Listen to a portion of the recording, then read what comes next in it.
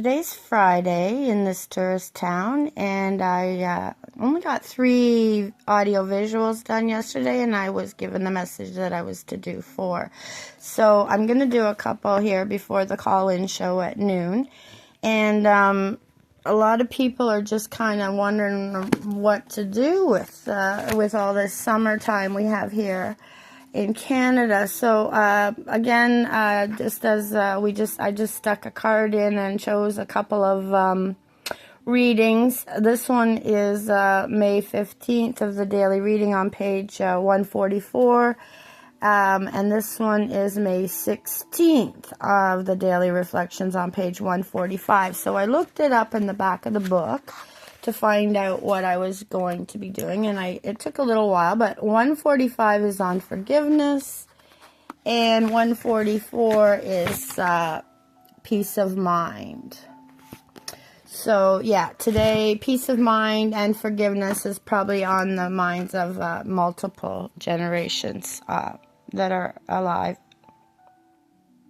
So the tarot journey is often shunned by the Christian community. Apparently there's something written in there about the witchcraft and the card playing. And often in indigenous ways you will find that there's spiritual magical powers of creatures great and small. Animal Speak is one of Ted Andrews' books. I don't know if this is his first book. If you talk to the animals, they will talk to you, and you will know each other. If you talk to them, you will know them, and what you do not know, you will fear. What one fears, one destroys, which is a very excellent. So this works kind of the same as the daily reflections. Here's the martin and the meadowlark. Depending on what animal you're chit-chatting with or see. We don't see a lot of penguins around here, but they're one of my favorites to signify the environmental changes. The robin, very common in the spring. You know, the robin's egg blue is very distinct. Pulled the thorn from the bloodied crown on Christ's head while on the cross. That's why the robin has a red breast. The sparrow, this is a lot about birds. Some people are not accustomed to appreciating the vulture's role. I did see a couple of turkey vultures right outside my window up on the bird post. Man, they're bright red head and they're kind of big, you know. Anyways, that's understanding animal medicine, what it means to us here in the changes that are happening right now, and how we can relate to the planet. We had some geese yesterday. It was so interesting to see the gaggle down there by the water. And now, tarot journeys. This one is put out by Llewellyn, a very popular publishing company out of St. Paul, Minnesota. One of the oldest and most enduring tours of self-transformation is the tarot, a major part of Western traditional mystics. Takes you into the realms of 22 beautiful guided meditations, one for each card of the major arcana. Now, this particular book is only dealing with the major arcana. It doesn't actually go into the minor, which really did and can be done with just a simple deck of cards.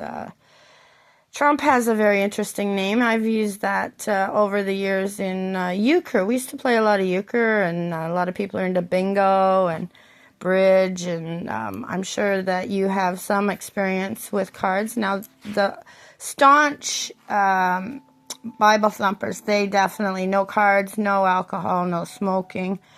And they, some of the old Amish and Mennonite communities, they call them fundamentalist Baptists or fundamentalist Christians.